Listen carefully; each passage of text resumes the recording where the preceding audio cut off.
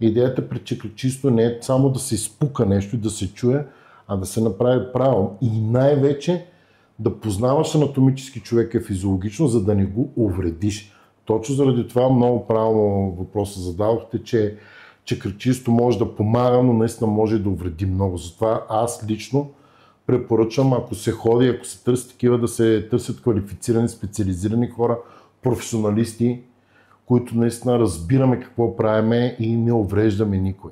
Идвали ли са при вас хора, които са били при някого друг и са били увредени? И вие да не сте могли да реагирате на това, да може да помогнете?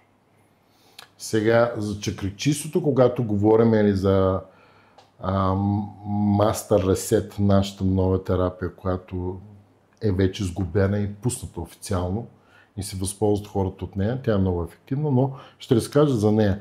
Първо, аз съм обучаван, за мен да кажа, обучаван съм на изток от древни учители, както и в България съм се учил, както и терапия Юмейхо. Това са основни източници, които ме оформят като чакръкчия.